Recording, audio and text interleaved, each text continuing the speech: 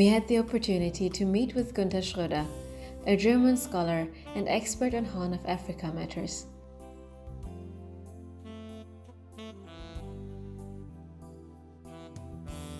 You know the background of Osman Saleh Sabe, and in the beginning of 70s they built alliance between different groups of ELF. What was the background? What was the motivation of these three groups, or many groups, which they can be forced together, to go together? Well, at the end of the 60s, it had become clear that a thorough reform of the ELF would be needed to strengthen the cohesion of the ELF and to prepare it properly as an organization to gain the necessary strength and discipline to confront the Ethiopian enemy. At the leadership level, there was a wide gap between the top leadership residing abroad, which was beset with personality issues, political differences, but also mostly personality issues. There was a generational gap between the leaders abroad and the younger fighters in the field, particularly those young fighters who had come from the universities and colleges and who had gained also professional military training in the military academies in the Near East, in China, in Cuba. They had the differences with, let's say, the traditional fighters who had come from the old Eritrean police or from the Sudanese army. They were different generations, different backgrounds, and different outlooks on life, various issues. And it was difficult to reconcile that. So at the end, it developed into a power struggle between different factions. And the weaker factions felt they had no other choice but to withdraw from the ELF, to form their own organizations. And from this position to attempt to reunify the armed liberation struggle. And ultimately, this failed because it's not part and parcel of the political culture in Eritrea to have dialogue and to be able to agree that even though one has differences, that you are not enemies. Each side insisted that they had a kind of monopoly of the truth, which is also partly a weakness of all ideal national liberation movements, that the leaders of these movements always think they have a monopoly on the truth. Mm-hmm. So, at the end of the day, the leadership of the ELF, what remained of the ELF, they decided to take military action against the dissident factions, the one who had been formed from former ELF fighters who had migrated through Sudan to Yemen, from South Yemen to Dankal. What means Obel? And no, that was the PLF-1 under the leadership of Umaro, and to take also military action against the Obel group, a group of dissident fighters from the Baka area, which basically was the home area of the ELF leadership. And they decided at first not to take military action against the faction of Isaias, the Selfie Netzanet, or the PLF-2 as it was also called, because due to the difficult relationship between Christians and Muslims within the liberation struggle, but also in the whole of Eritrea, they did not want to exacerbate this kind of conflict by taking action against a faction which was nearly exclusively composed of Christians. However, things developed in their own dynamic. So, what was the role of Osman Saleh Sabe in this process? Well, at first, as Osman Saleh Sabe, he tried to organize his own cohorts. When he decided to stand against the majority faction of the general command of the ELF, he organized the people to whom he had close relationships. That means people from Zemha, and up to a certain point also people from Sahel, yeah? From Sahel and Senhit. Yeah. These were people to whom he had always had a kind of relationship, particularly the Semarites. And he tried to influence the decisions of the general command through the representative of the 4th Division in the general command. And the majority faction reacted to that by arresting them. So 6 people were arrested, which weakened the general command, which gave rise to further regional splits, basically down to the level of the fighters. Was it the General Command Qiyad al-Amma that time also powerful? Yeah, they controlled the first and the second, the north and the west, basically, and they had a majority of the fighters. Yeah? The other divisions did not have so many fighters. And the general command sided with one as a part of the old Supreme Council, with Idris Muhammad Adem and Claudius. Yeah. And Sabe took that as a cue that he was about to be totally marginalized, so he built his own external leadership, the Qiyada al-Aman, the Council of Aman, where he assembled people from. He managed to rope in Walid Mariam, Mohammed Zaid Naud from the Harakat, some other people, and they gathered the support of a substantial part of the Muslim diaspora in Saudi Arabia, in Egypt, in Syria, in Iraq. He had a lot of followers, but not so much as in the field. He then he approached those fighters who had left the field, and he finally managed to bring them to Yemen, South Yemen, and through South Yemen to Eritrea, and he hoped that his leadership organ, the Qiyada al-Aman, would be able to control the new field force, which he had sent into Nakaria. He based this hope on the fact that in the leadership of these groups there were many former people from the former 4th Division and also others who owed their rise in the ELF to his support and his works. For example, Mesfin Hagos was there, and Mesfin Hagos was also one of those who had been sent to China, like Ramadan.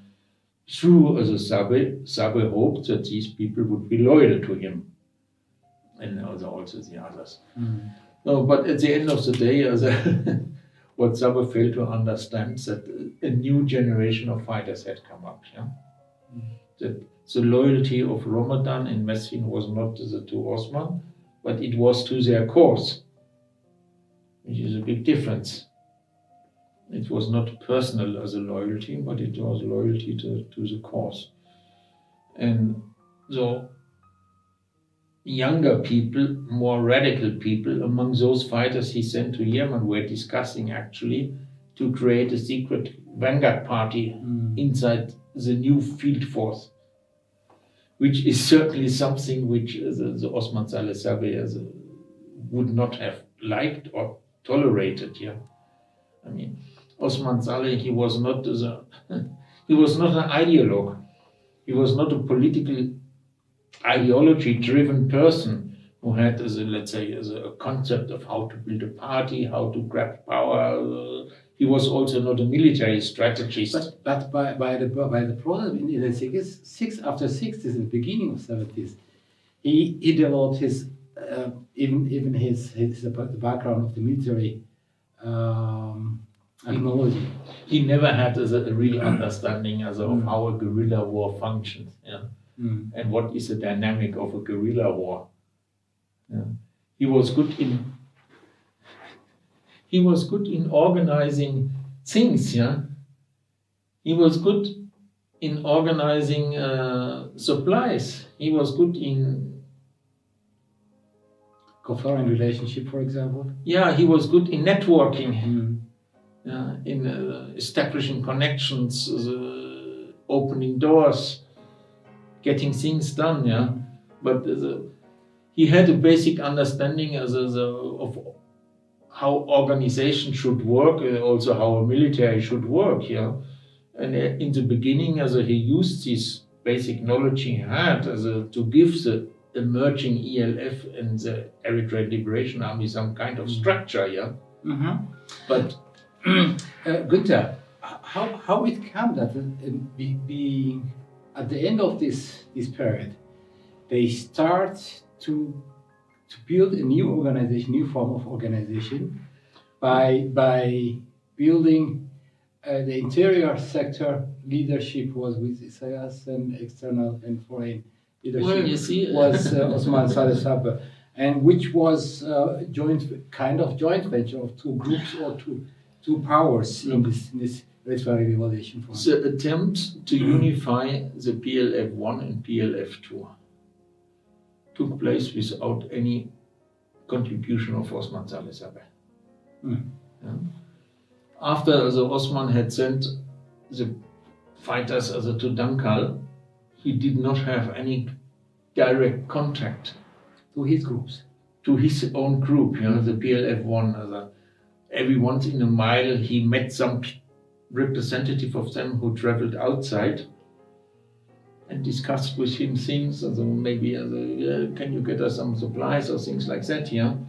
But he had as far as the activities inside the field, the decision to march from the southern part of Dankal to the north, that was taken without any input of Osman Saleh Sabe, as far as I know.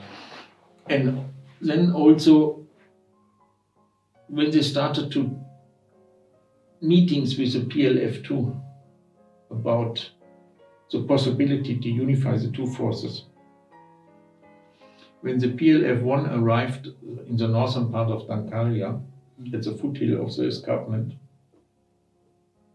they met with representative of the Isaias group, the Ala group, self in the Senate. There were meetings in a place called the Teklit. Oh, pardon me? There was a meeting in a place called Teklit. Okay. In October 71, where that was earlier. Well, there were meetings anyhow. Good. And they discussed these things. And also, in April 71, there was a meeting between the representatives of the two groups where they discussed the establishment of a secret party. And they agreed for the time being, given the differences between the fighters, the Isaias group had gotten new recruits directly coming from Addis and from the Asmara University, where the other group were the older fighters. So they decided to give themselves some time to acquaint each other with each other, to iron out misunderstandings before a more coherent, a unified structure would emerge. But there was a coordinating as a committee was established, and they discussed about the establishment of a vanguard party, which ultimately I think was established in April 72, after the two groups had more or less agreed to merge. And that is a the starting point of the secret Parties. socialist communist party inside the EPLF, which was actually running the show. And who was the founder of this party in the beginning? Was it intended also with presence of Osman Saleh Sabe? Not at all. No. No. Okay. The people who started that were on the one side as Isaias and Ramadan, with their Chinese background, possibly also Mesfin. He was also present in this meeting, but also some other people, and people who were probably, while they were in the ELF, somehow involved in the formation of the Labour Party inside the ELF. At the end of the 60s, the secret Labour Party was formed inside the ELF, which had the ideological orientation more influenced by the Sudanese communists. And naturally, Isaias and Ramadan had the ideologically influenced by the Chinese. Some people who had studied in Iraq or in Syria or in Cuba, they had also socialist ideas, but not tied to the camp of Moscow or Peking. Okay, but anyway, I would like to concentrate on Osman Saleh. Yeah, well, you see, that he was not a part of this new founded secret party. What happened inside? He was traveling in the Arab world, and the fighters were living day to day together. So they were discussing things, they were exchanging ideas, they were harmonizing views to a certain point. So various different political experiences, training experiences also. They tried to iron out these differences to arrive at a coherent pattern, how to train their people in the field, what kind of political orientation to give them, etc., etc. And for that, they needed the party. They established a department for the political propaganda within the front. They started to publish their own magazines for the fighters, the Vitaurari, the in English Vanguard. But anyway, was this party also with? He knew about this, the activity of this party.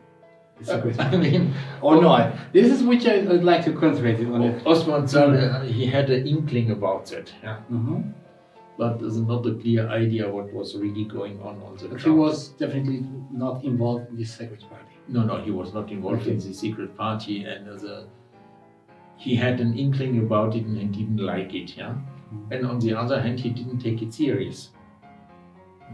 You see, basically, he had a teacher mentality, and he considered these people, well, they had been his students in a sense, many of them, and he still treated them like students. So, but the dynamic of the situation, it was clear that the PLF2 and the PLF1, they were in the process of merging without the Sabe being really involved. I mean, he did not object to that, because after all, he also knew Isaias, and Isaias had been, he had sent him after all to China, so good.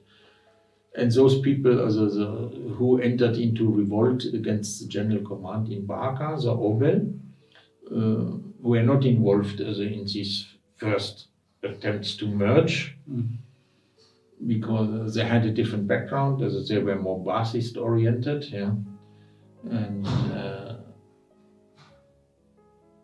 but they were also not exactly friends of Sabe, given their own background.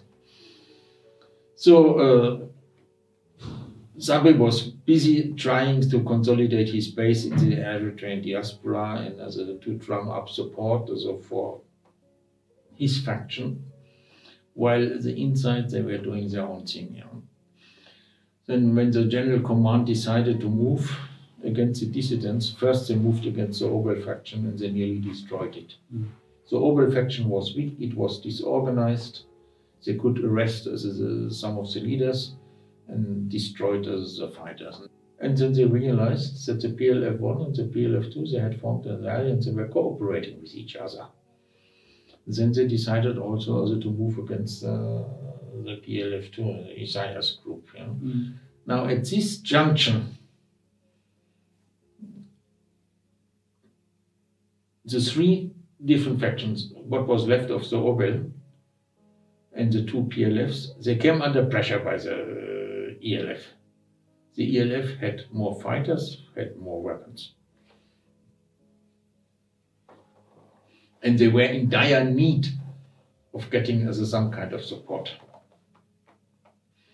And that was a point when Sabe told them, look,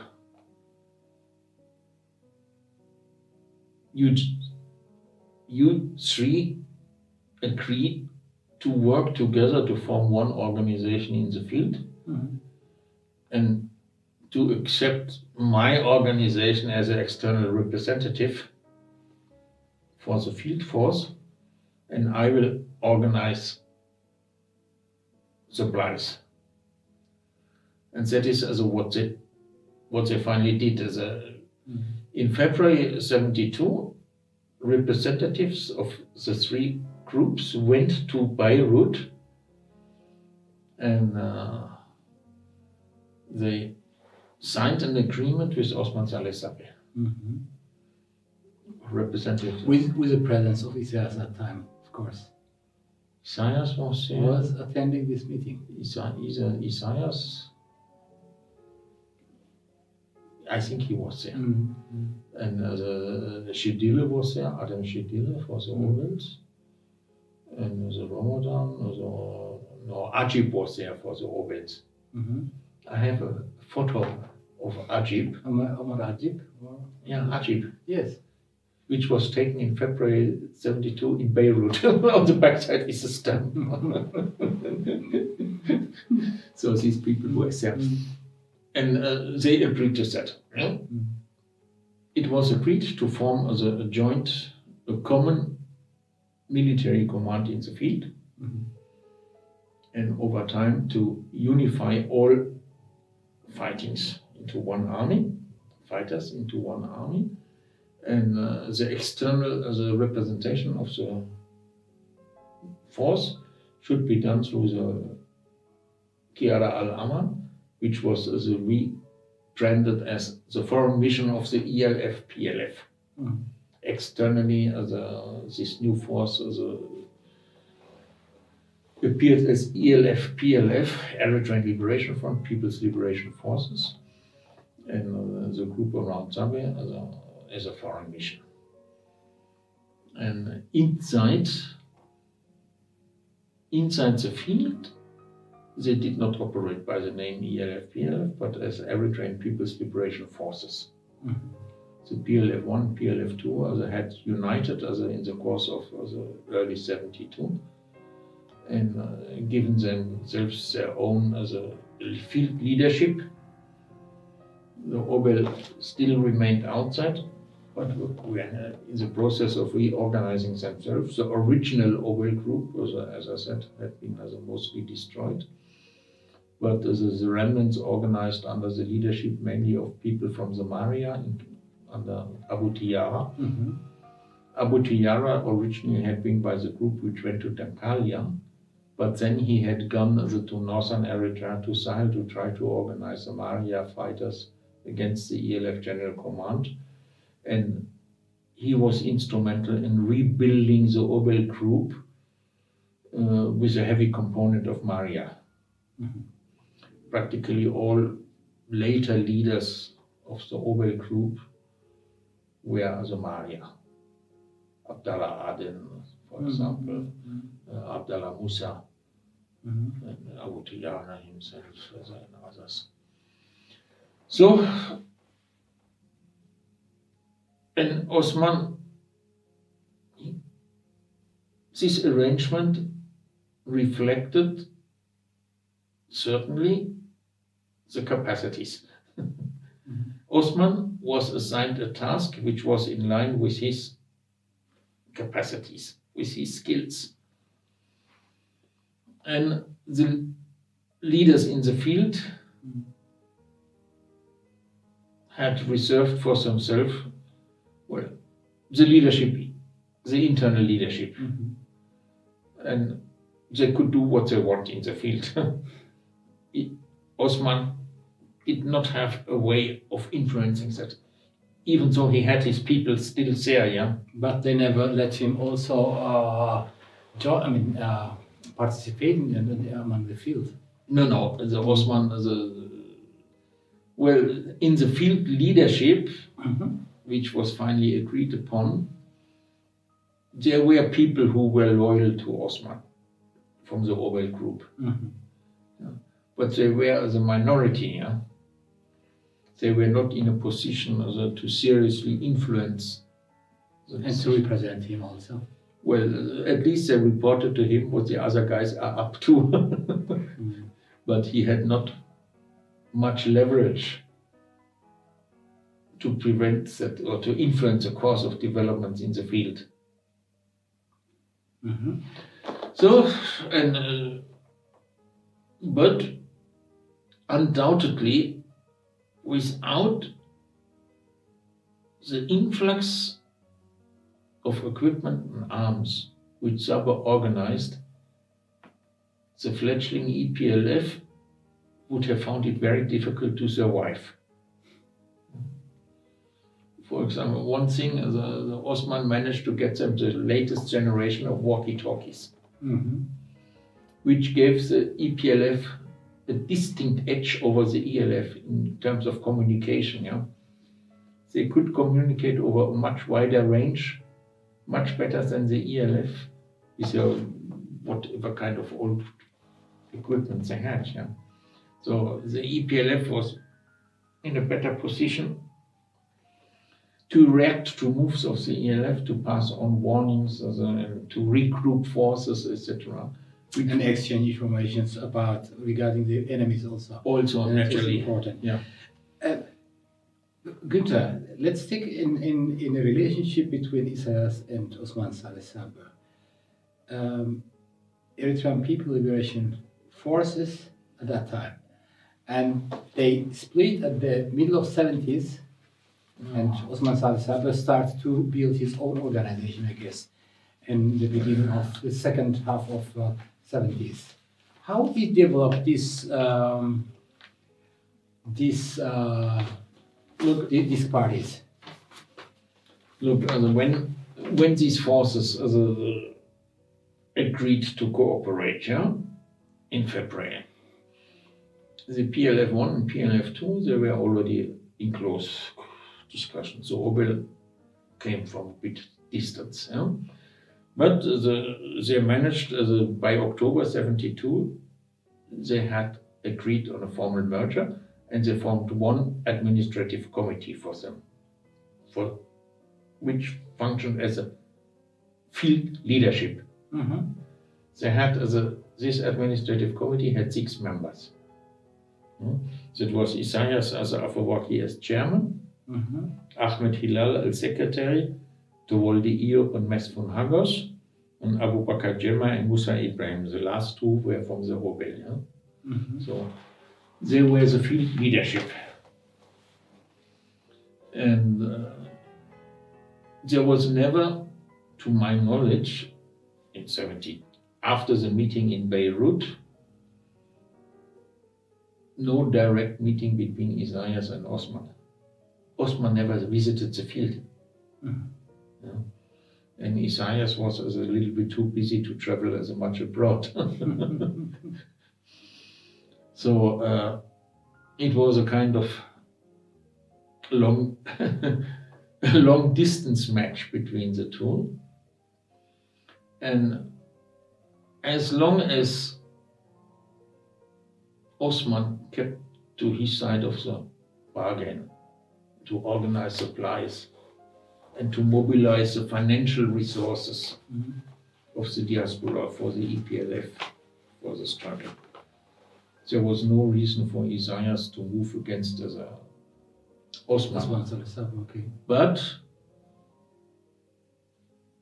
the more coherent the EPLF in the field became, the more also the field leadership tried to organize people in the diaspora by themselves. By themselves. For this group.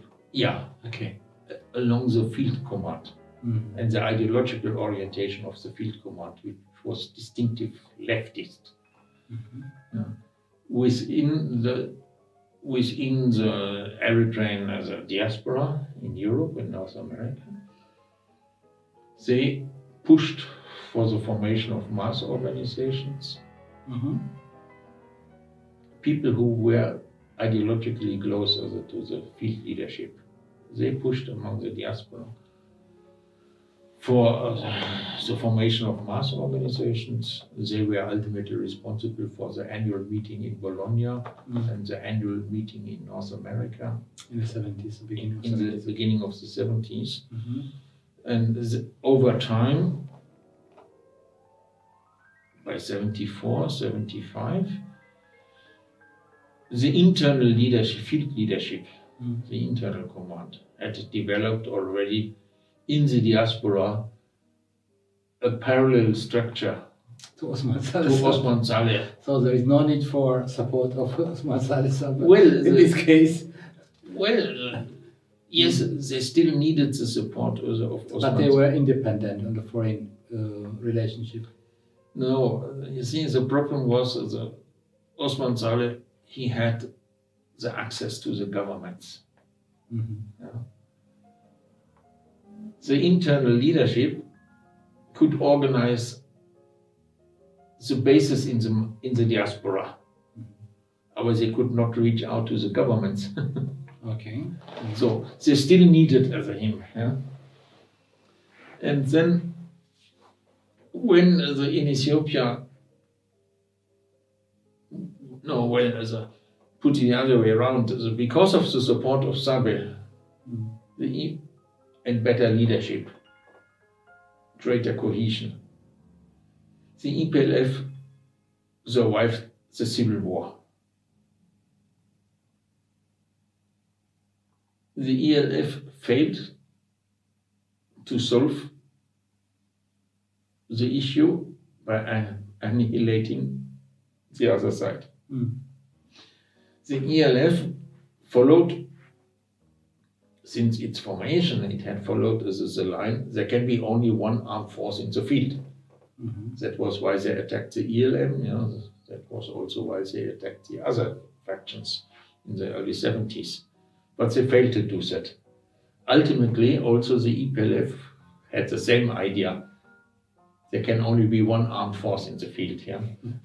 So ultimately, they also had the plan to annihilate or to get rid of the ELF as fast as best as possible.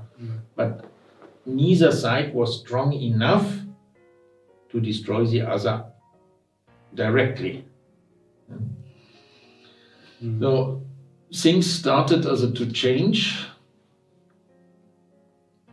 No. The external friends of both organizations were worried about the war. You mean governments and political entities? Yeah. Particular the South Yemenis. The South Yemenis who represented as a form of communism independent of Moscow and Peking, the third Arab communism. But different from Baasism, it was communist, Marxist, but not tied to Moscow or to China. Okay. To China. Originally not to Moscow. So things changed after a while after a power struggle. End of 70s, okay. After a power struggle in South Yemen. But There were 2 attempts by the South Yemenis in 72 already, and in 74 to negotiate an understanding not between the EPLF and the ELF, but between the secret parties. The government party of South Yemen had invited representatives of the secret parties. Both, okay. From the Labour Party and the Socialist Party, as it was called, the Eritrean Revolutionary something. And so they sent delegations to Sana'a to discuss, but no result, no agreement could be reached, which frustrated the Yemenis considerably. But they put pressure on both sides to stop the bloody civil war and to try to reach a negotiation. And this was in the period of 74, 74. 74, okay. Yeah, in the early 74. Then happened the revolution in Ethiopia, which kind of totally changed the political context. Suddenly, after September 74, you had an Ethiopian state with influence of communists or socialists. Okay. Not yet let's say as a diffuse leftism, but with an Eritrean general as the head of state. There's also Aman, okay. General Aman Andom. And General Aman Andom went to Asmara and he said that he will try to find a political solution to this thing, to the war, which raised a lot of hopes in the Eritrean population, and which resulted in a mass movement of the people of Asmara to force the 2 fronts to stop the civil war. They went out en masse in October 74 to Saga and interposed themselves between the 2 forces who were about to clash with each other. Was it Woki-Saga process? Woki-Saga, okay. Yeah. And forced them to ceasefire, to declaration, to end the civil war. So after that, the open warfare between ELF and EPLF stopped. The hidden warfare continued. Okay. Each side tried to undermine the other. Yeah. The EPLF had secret cells in the ELF had secret supporters or spies in the EPLF. And the internal security of the EPLF was a bit more effective than the ELF side. The ELF was the burrows like a Swiss cheese. Yeah.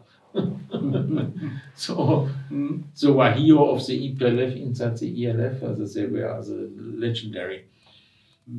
But anyhow, when the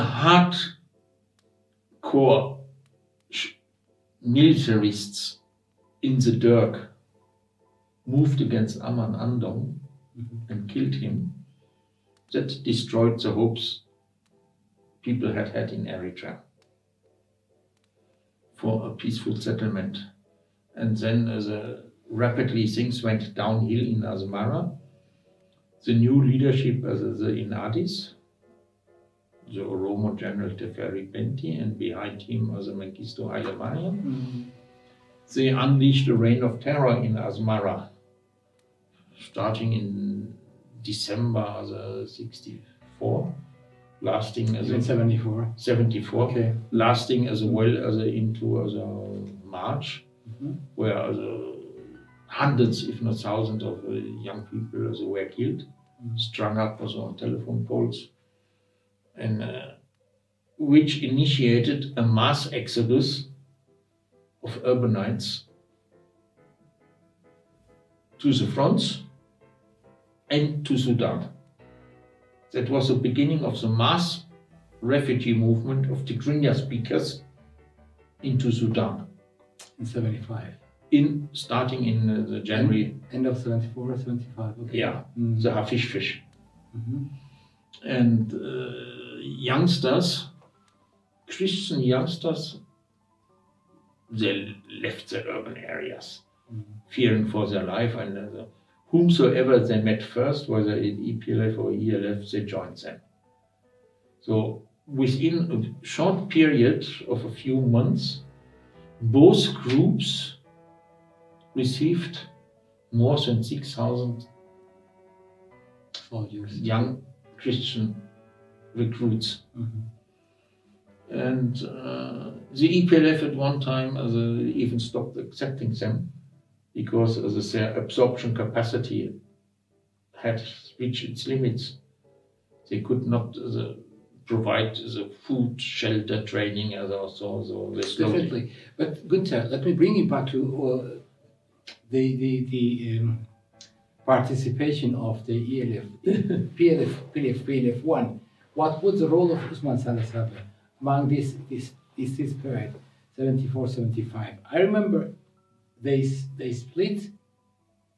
There's a splitting of ELF, PLF 1 and PLF 2 was happening in ELF 75.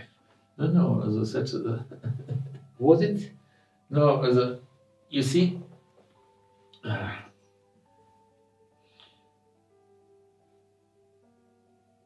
Osman Saleh was basically a powerless observer of the development in the field. He was passive, okay. He was powerless, passive, powerless. He could not really influence the way the unification of the three forces took place, the political orientation they gave to their fighters, the internal organizational structure. They were doing their own thing. And naturally, he knew what was happening, he was informed by his elements, but he was not in a position to influence the process. Mm-hmm.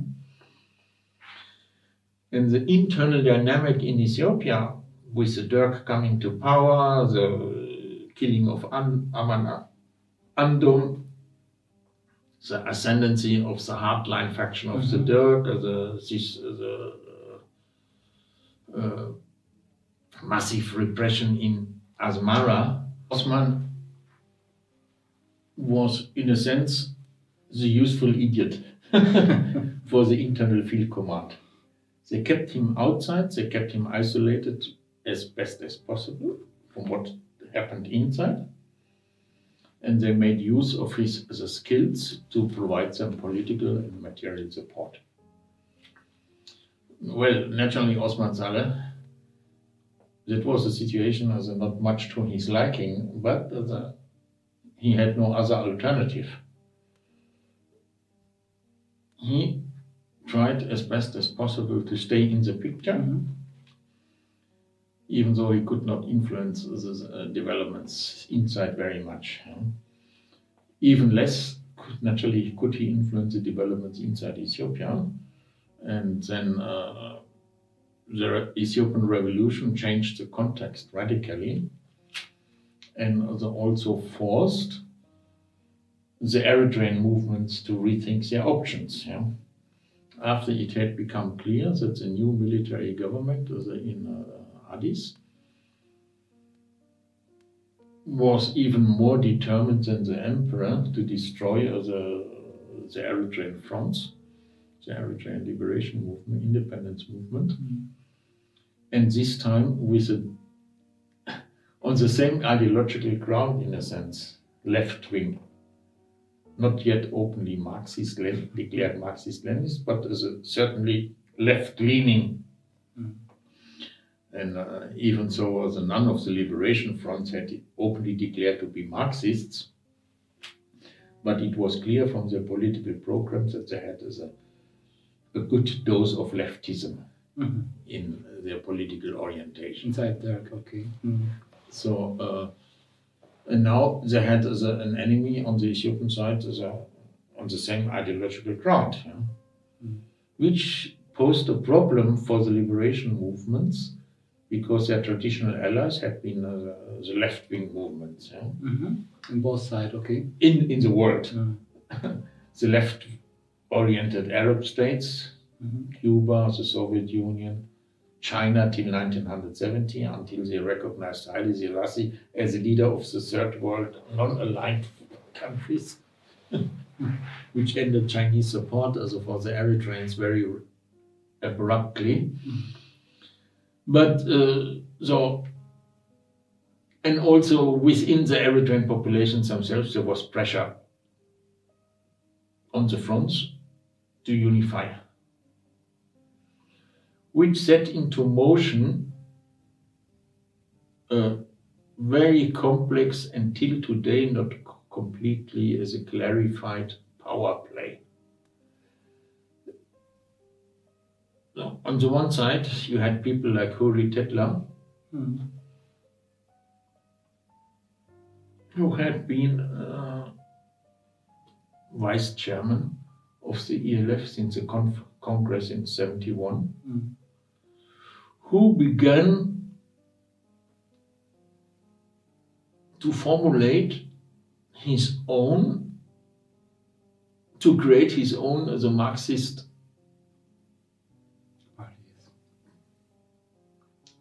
movement, let's say. Marxist movement or Marxist faction within the ELF, the Magugu. And he also tried to organize the mass of the new Christian fighters in the ELF against the traditional Muslim military leaders of the ELF.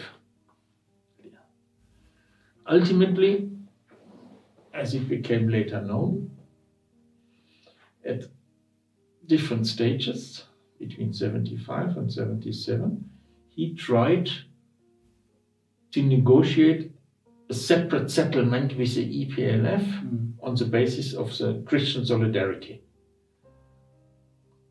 And between Hurri and Isaias? Yeah. And these attempts of Hurri to outflank the traditional leaders of the ELF, the former general command leaders, and then the ones who were elected at the Congress in 71, backfired. In 74. It became known, and at the Congress of the ELF in 75, Hurri was not even re-elected to the Central Committee. And also he did not have many supporters in the Central Committee left, in the new Central Committee of the ELF. And he became more and more marginalized. The leadership did that through manipulating who could participate in the Congress. Hurri had hoped that all the new recruits would have equal voting rights with the old fighters. But the leadership in power, determining the selection of the delegates, kind of pushed through that the new recruits they could only have a limited number of delegates. So, which prevented Hurri and his supporters to seriously influence the outcome of the Congress. Guenter, that's the one which you are telling me, the story of the ELF. I would like to bring it back. I would like to bring it back to... Yeah, but as I said, it has to do that, you see. But the attempt of Hurri from a left-wing position to undermine the ELF and to bring it together with the EPLF stimulated a conservative backlash in the ELF leadership. And elements within the ELF leadership put out feelers to Osman Saleh Sabe to discuss about a merger which was clearly intended from this side to strengthen the more conservative elements in the Eritrean liberation movement and to isolate the more left-wing ones, radical ones. And this, interestingly, in 1975, the ELF had liberated political prisoners. Among Ramadikola and Sambel. Yeah, among others, Sium Okpamike, a left-wing hardliner, but also Said Hussein. So one, practically the original founder of the ELF, who was not a leftist, but who was more influenced by Arab nationalism. Yeah. They were free, and they started to work inside the ELF to organize there. Now, Sium Okpamike worked against the EPLF and the project of Huri Tetla. Said Hussein was, due to his background, he was involved in establishing contacts with with Osman Saleh Sabe. At the end of the day, in September 1975, the foreign mission of the ELF-PLF and the ELF Revolutionary Council, they signed a merger agreement in Baghdad.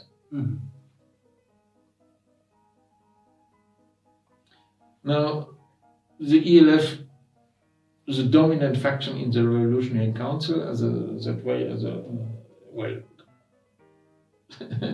they played a fast one against their own internal enemies. Yeah? The left-wing forces, Uri, Sium, Okpamike, and others. And Osman Saleh Sabe, he did that without consulting the internal field command. So that was Isaias and the administrative committee, the field committee, saw that as an open declaration of war by Osman, as an attempt to sideline them and to regain as a dominant position in the Eritrean liberation movement with Osman Saleh in a kind of driving seat. That did not go down very well. That led to repercussions in both organizations. Within the ELF, the opposition against this merger plan gained momentum. Huri tried his level best to put up obstacles, but ultimately his attempts were defeated and he was forced to go into exile in Sudan in early 1977, where he established the Eritrean Democratic Movement. Yeah. Some of his followers, they remained inside.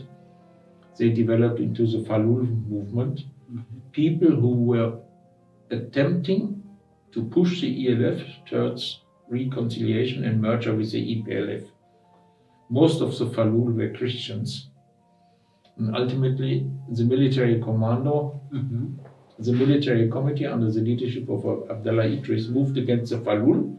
They gave out the order to kill the Falul secretly, to eliminate them physically.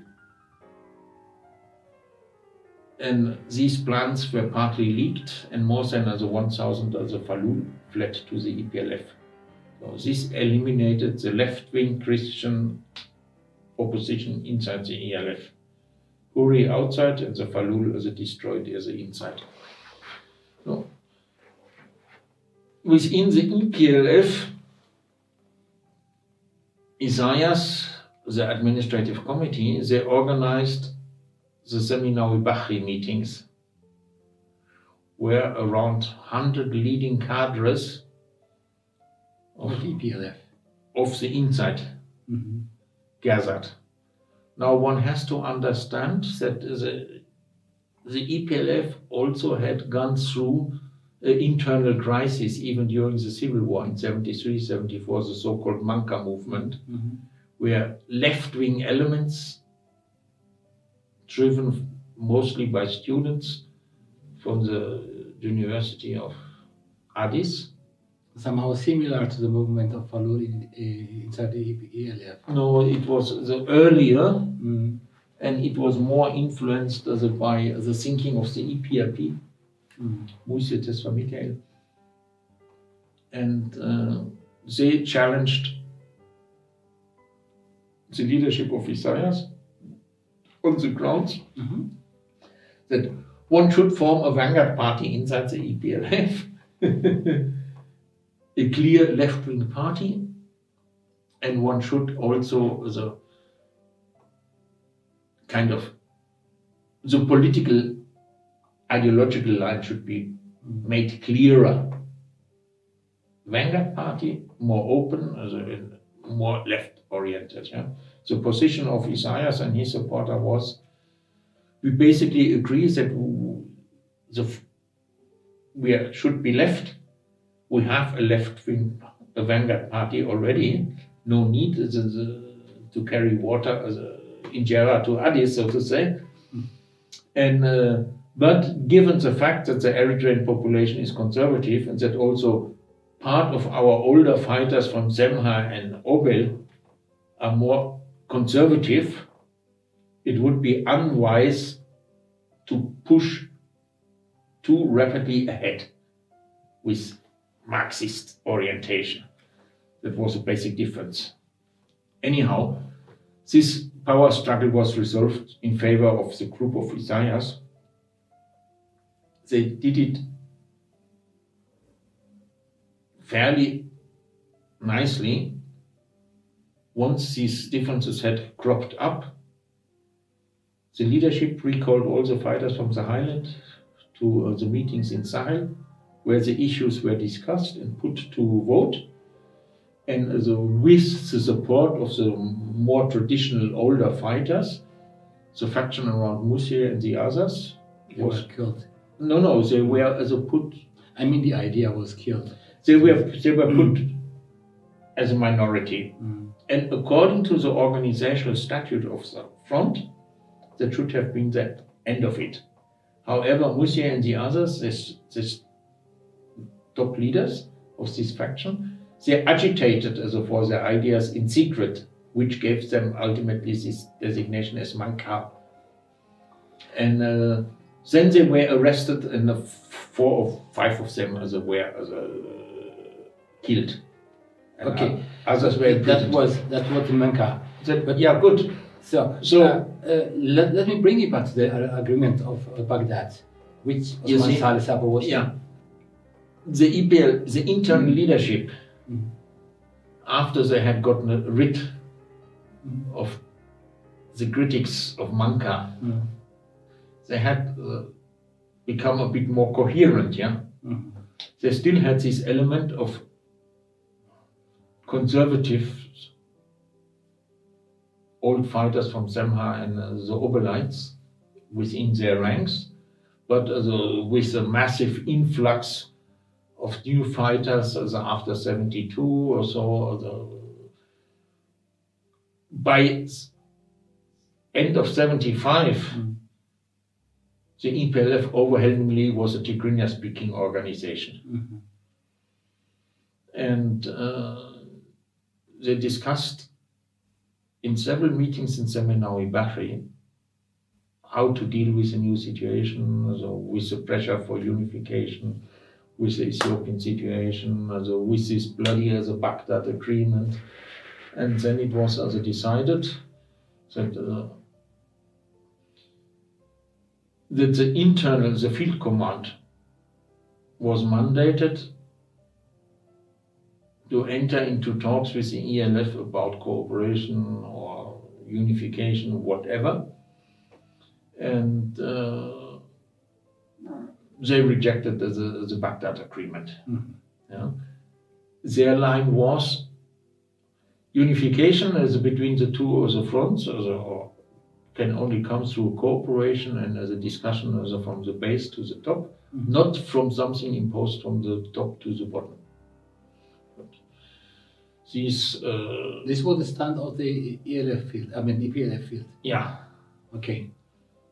And all those known historical leaders of the EPLF participated in this meeting.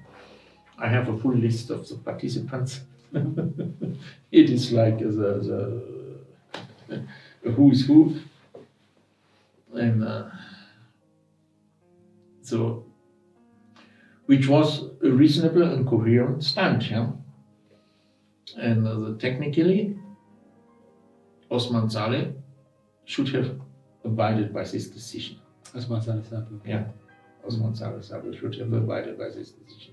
After all, he was not made the chairman by the Beirut Agreement of 72. He was made the foreign mission, the head of the foreign mission, yeah. And as such, as he could not, it was an undefined space, yeah. The ELF, PLF did not have a chairman in this sense. They did not have a supreme command, yeah. You had on one side the foreign mission, on the other side the internal field command.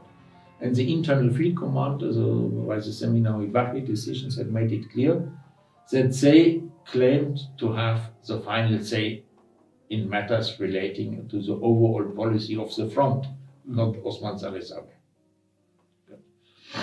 Osman rejected that, and as a result of that, in March 76, the Congress of the PAP, the first Congress of the No, the first Congress was in 77. In March 76 was No. the EPLF. No, in March 76. No, not in March 70. Yeah, in March 76. The first Congress of the field command and the foreign mission, they broke relations. Okay. Yeah. So. And immediately the EPLF abroad established their own mass organizations, took over a number of bureaus. In others, the followers of Sabe, the prevailed, but then split. Also, the mass organization split. You had basically in the Middle East, the Sabe group had a clear advantage over the EPLF group. In Europe and North America, it was the other way around, yeah. Which had a lot to do with the fact that there was only a very limited Muslim diaspora in Europe and in North America. So, and then it took Osman Saleh Sabe another year to organize his forces, and in 77 he officially converted the foreign mission of the ELF-PLF into the ELF-PLF, the third force. And the EPLF came out with a statement: we do not recognize the existence of a third force. We only negotiate between the ELF and the EPLF. And basically, you see, both sides wanted to use the unification talks as an instrument to defeat the other side. Okay, how does it develop after this? The party of Osman Saleh Sabe, he put his own forces into Eritrea at the area of Akordet and no, you see, Barca. Osman Saleh Sabe, when the split occurred, some elements in the Eritrean People's Liberation Forces, some coming from the Sama, some from the Obels, they withdrew from the field joined Sabe abroad. Abu Bakr Jimeh, for example. And others obliged stayed with the field, yeah. Musa Ibrahim, Abdallah Adem, Abdallah Musa. So Sabe came away from the split with a fairly good base in the Eritrean diaspora, particularly in the Arab world, and maybe a dozen fighters, very limited, no presence in the field. So he used his contacts in the Arab world to solicit funds to build up his own army, which he did. And one of those who went with him was Mohammed Zaid Naud, who was in the foreign mission leadership. And he became his deputy. Abu Bakr Jimeh, the Adam Shidile, and they became the top leaders in the ELF, PLF. And they started to recruit, particularly in Sudan, among the refugees, offering as a salaries, as a financial inducements.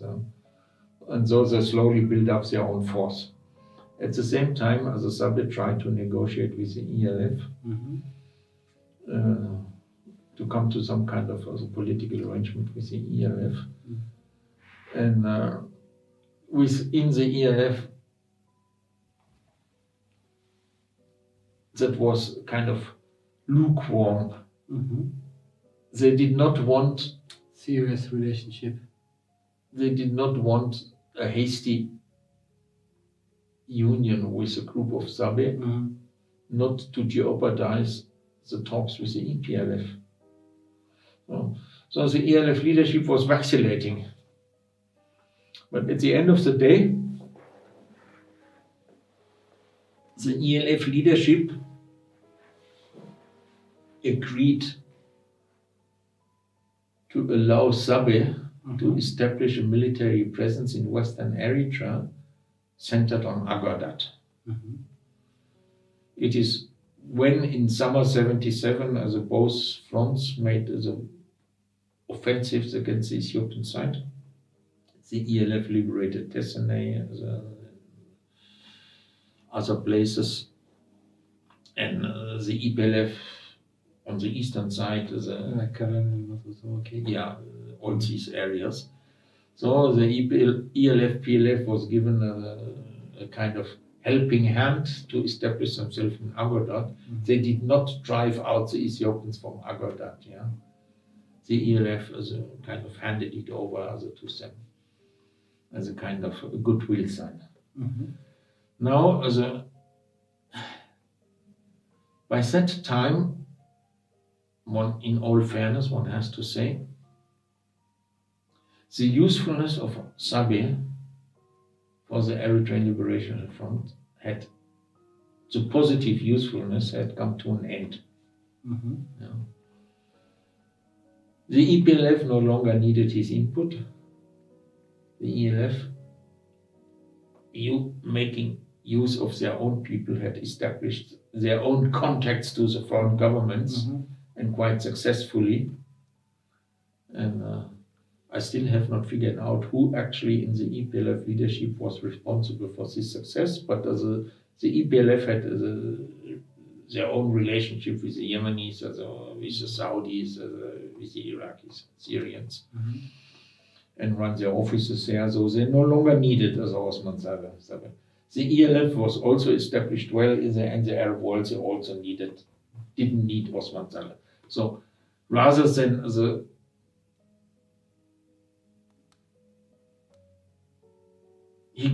he could have made a positive contribution still if he had, let's say, continued to work mobilizing general support for the Eritrean revolution.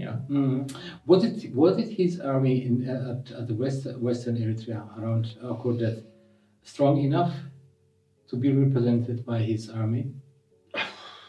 This the fighters were maybe 2,000 or 3,000, not more than that.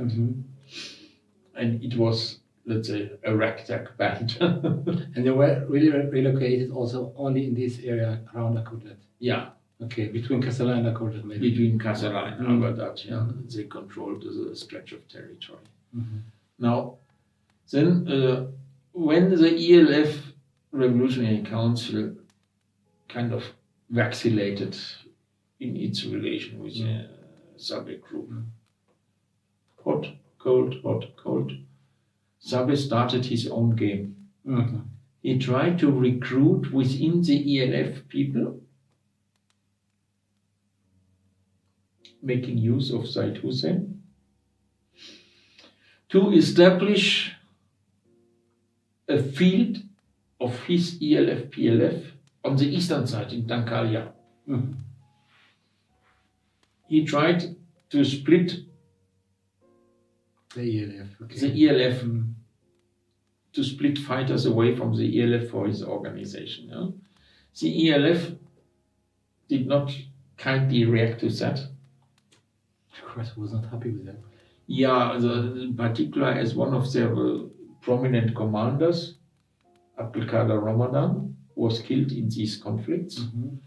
And they retaliated by killing Said Hussein and some of the ringleaders in the east. Yeah? And Said Hussein was killed in this operation? In the east, yeah. When the ELF destroyed this faction. So, and that also led ultimately the Revolutionary Council to take military action against the ELF PLF in Agodat. There was a brief civil war in October 78, when already the ELF and the EPLF were under heavy pressure by the Ethiopian counteroffensive.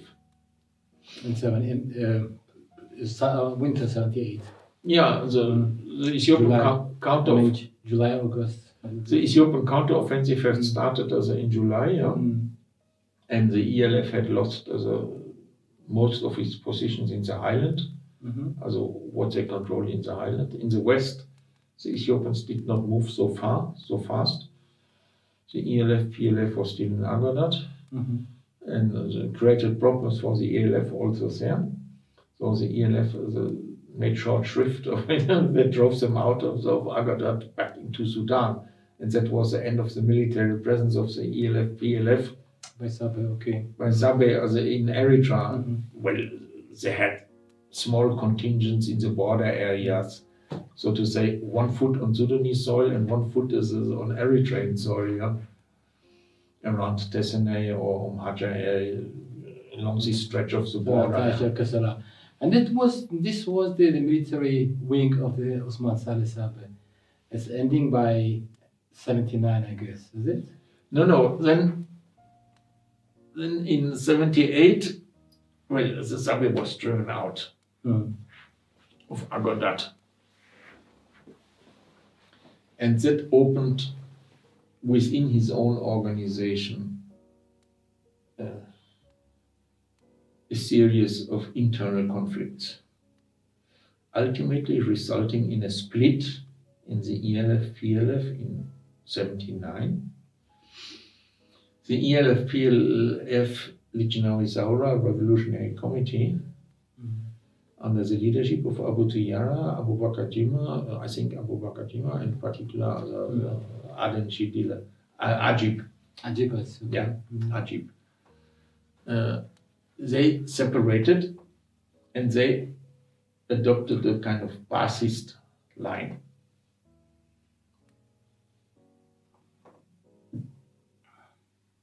So now you had 5 organizations in the okay. ELF, EPLF, the EDM of Hori Tetla, the ELF, PLF of Osman Saleh Sabe, and the ELF, PLF, the RC of Ajib. Yeah? So things were getting clearly out of hand. The ELF and the EPLF decided to ignore all these minor things in the light of the massive military pressure of the Ethiopian side, in October 78, they signed another agreement for cooperation militarily and politically against the Ethiopians, with the clear intention that was spelled out in the October agreement of 78, that ultimately there should be one organization and one army in the field. This was but the agreement between ELF and EPLF. Yes. Okay. And Sabe was out. I mean, the EPLF had adopted the position, no negotiation, there is no third force, no negotiation with a non-existing third force. And the ELF, after the Agadat, the affair, certainly was not willing, and the affair with Said Hussein, so certainly did not have friendly feelings for the Sabe group. Now, the unification, when you read the papers, each side wanted to use the unification process as a way to dominate the other. The ELF was pushing for a rapid merger because they hoped that way they could overwhelm the EPLF. The EPLF opted for a gradual approach which would have allowed it to, let's say, eat the ELF piecemeal by its better organizational capacity, political education and so on, to win over the basis of the ELF or the EPLF concept. Well, as a result of that, the ELF they sent some of the divisions, brigades to the Sahel front, and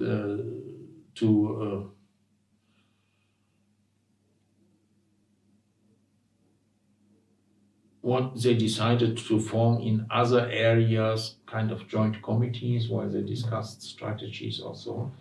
But it was, at best, it was a kind of very difficult cohabitation, not easy for them to come to terms and so. And ultimately it broke down at the beginning of the 80s, 1980. The mutual mistrust was very great. Each other, yes. But it did also not help that Ahmed Nasser, the chairman of the ELF, went to Moscow, and it was suspected that he would negotiate with the Soviets a kind of separate deal at the detriment of the EPLF, which was not true actually. I mean, he was much better than that. The Soviets put pressure on him that they should come to a term with the Derg, on the basis we are both revolutionaries and it's not in the interest of the world revolutionaries that we revolutionaries fight each other. But that Nasser didn't buy it. But there was suspicion.